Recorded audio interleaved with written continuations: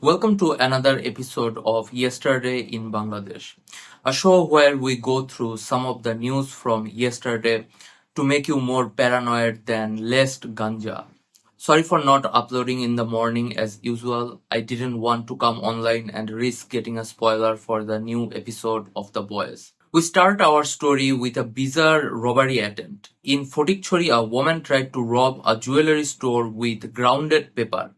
Yes, Morichar Gura. Truly a bad time for the country. Even robbers cannot afford guns. A woman dressed in burqa entered a jewelry store and was pretending to look to buy some jewelry. Then suddenly she threw the grounded paper at the shopkeepers and tried to run away, grabbing the jewelry on display. Surprising no one, she failed to get out of the shop and later got arrested and sent to jail. I am all for feminism, but when Begum Rokeya said that women need to come out of the kitchen and enter the workforce, I do not think that she meant bring a bag of grounded pepper from there to commit robbery with it. The worst part of the news is that she supposedly tried this thing one more time before. I have no idea how she got away with it, and honestly, I get it. If I succeeded the first time stealing with throwing grounded pepper, I would probably try it again. Absolute batshit crazy place we live in. Men in Bangladesh usually love talking about marrying a second time. This news might discourage them a little bit. In Dinajpur, a man and his son were killed by another son from his second wife. The victim, Dulumia, wow, what a name. Dulumia had two wives and four sons, two from each wife. Why did he get killed? He got killed because there was a dispute about, and I'm not making this up, cutting corn. Good God, what an absolute shithole we live in. People get killed by their own sons because of corn. First, the murderer killed his father, and when his stepbrother tried to stop him, he killed him too.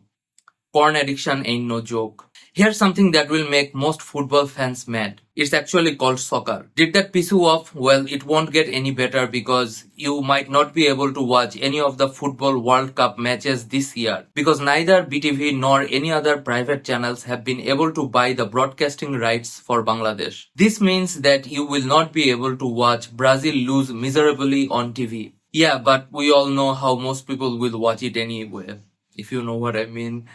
BTV has told Prothom Alo that they demanded 200 crore taka to sell the broadcasting rights to BTV, which BTV thinks is too much. Previous year, it took 98 crore taka. Honestly, that's a lot for fucking soccer. BTV also said that they emailed FIFA and they did not even respond. Ouch. Ghosted by FIFA. Sad day for BTV. Even though I do not care much about football, I really hope they sort everything out. It's always fun to see sad fans crying on Facebook. People always advise us to get the fuck out of Bangladesh and go abroad. So how are the people who went abroad doing? A Bangladeshi man named Abdur Rahim, aged 30, was killed in a drone strike in Russia. This is not the first Bangladeshi to get killed in this war and possibly not the last either. All of their stories are the same. They are promised a regular job in Russia by the human traffickers and after a few days they are fired. Then they are given the option to either join the military or return home.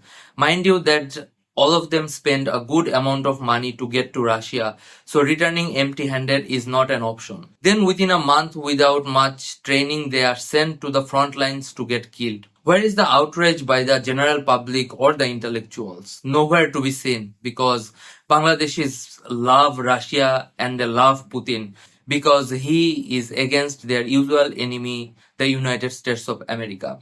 This cuck mentality of Bangladeshis will not change and more Bangladeshis will die in Putin's unjust invasion in the future. Here's some wacky news to finish our program. How much does Donald Trump cost? It's not the start of an anti-Semitic joke about Israel buying him, although AIPAC has probably spent millions on him already. No, Donald Trump costs 2,75,000 taka. An albino cow called Donald Trump in Narayanganj became a tourist attraction because people in Bangladesh really have nothing to do with their worthless lives. He will be sacrificed this Qurbani Eid in a few days, making the only attempt on Donald Trump's life successful. That's all the news I have for you today.